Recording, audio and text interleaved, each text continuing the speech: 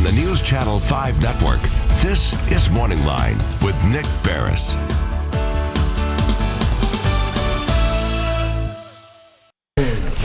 Good morning, everyone. Thanks for joining us on MorningLine. Nick Barris here with you on a Tuesday.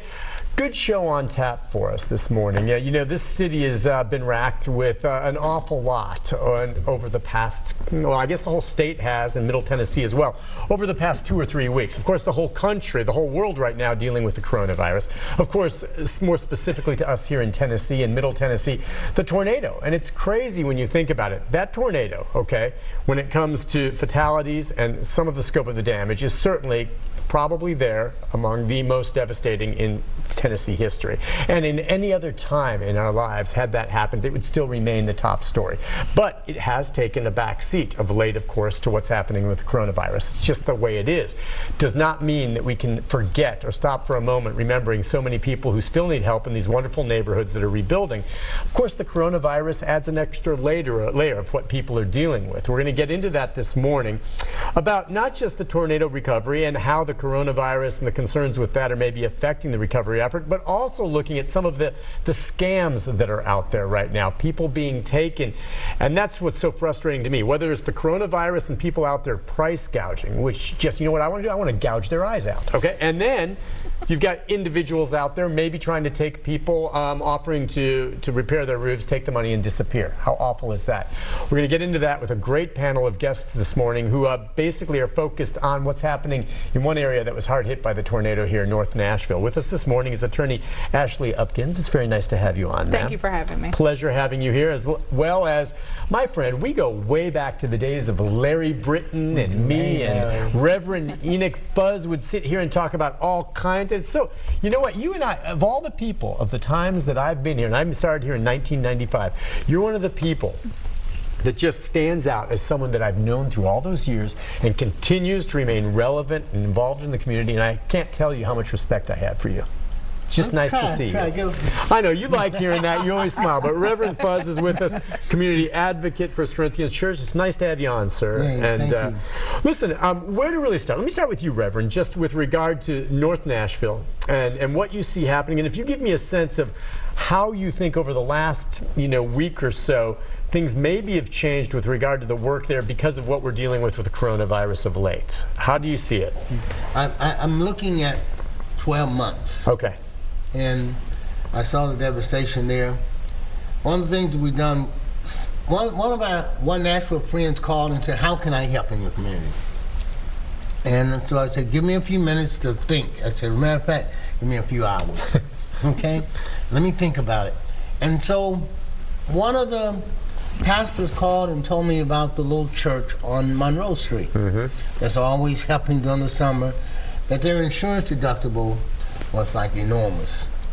And so I said, wow, that's it. So I called the guy back and I said, listen, and he was from Old South Builders. I said, let's try to help these churches with their insurance deductibles. So they brought a check for $40,000 to distribute among those 6 churches. And I said, now it's like 15 churches. Wow. So we were able to distribute that. But I've been in meetings every day, Nick. And I went over to see the churches and I almost cried. I'm going to tell you a truth here. I saw the damage that the tornado did. Wow, those were small homes. They were small homes. There was one place we saw us, and I was telling a policeman, I said, man, I wish the tornado had took that regular sign. Now, what we got to do is focus on helping these people recover and rebuild. I met with a group of folk last week who converged on our city. They're called public adjusters. Yep. And it's bunches of them.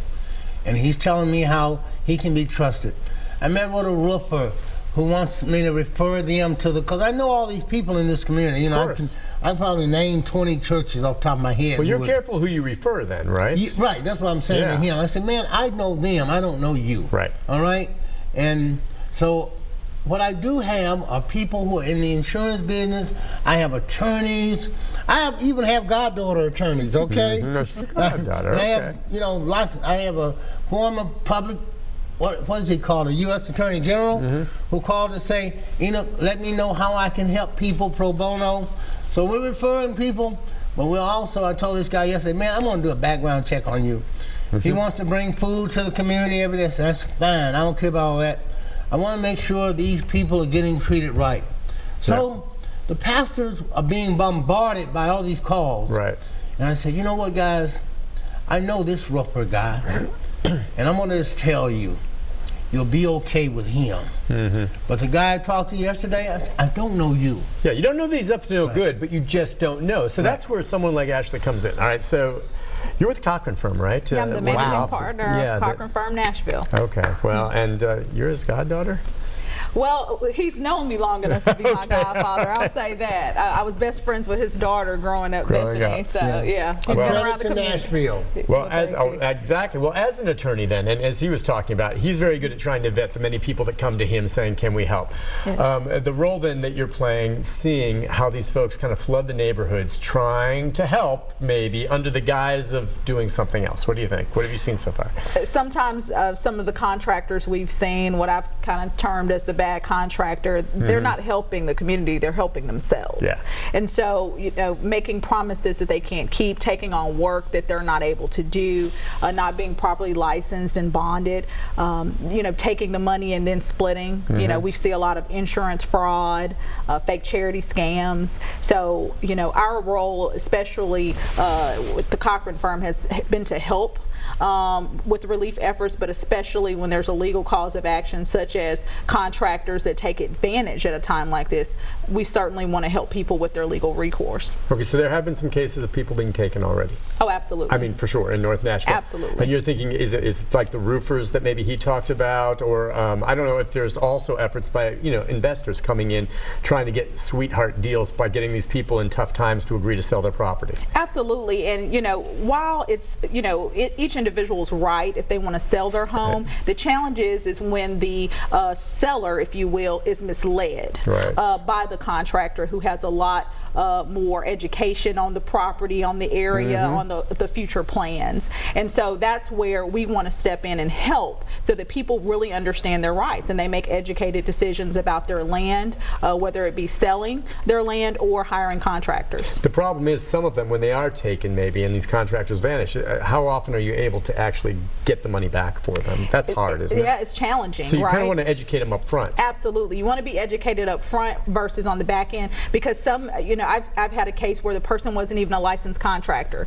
so there's no insurance to help, there's no pot of money until you're out. So it's best to do those checks that, you know, those online reviews, those referrals are sometimes helpful. Looking at calling the Better Business Bureau, a lot of that due diligence should be done up front and not after the fact. Yeah. Reverend, how do you go about when people approach you? You've got folks that you know already from the years you've been here, but there may be some legitimate people that come. How do you go about vetting them? I mean, you don't necessarily just go with only ones that you know in the past, because with this much need, you may need to bring others in. How do you know if someone's good? I like the guy yesterday. Yeah. They've come on into town. I had a big meeting at church last week with some of the wealthy people who wanted to help, and some of the contractors and some of the folk who provide services I know. But this group of folk, the Red Cross, they've been great. All right, so I said, let's all come together. But these people, they came uninvited. And they got up explaining who they were. And I said, that's nice of y'all. They even brought food. You know, they said, well, we're going to bring food. And that's nice, okay, nice ribs. Right. But I said, man, I don't know you, all right? But what I do have are friends. Like, when I've got insurance people coming in, I've got lots of insurance agents and attorneys in my phone who I can call and say, explain this to me.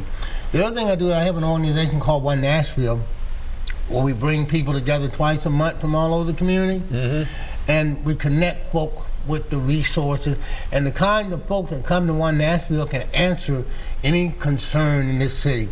I mean, there are billionaires who come, multimillionaires who come, blacks, whites, elected officials, professionals, and they can help answer questions. So I'm blessed to have connections to where I can get answers and refer people to.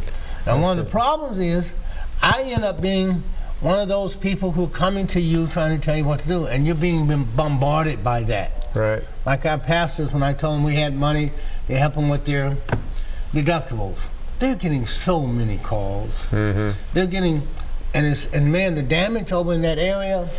Yeah.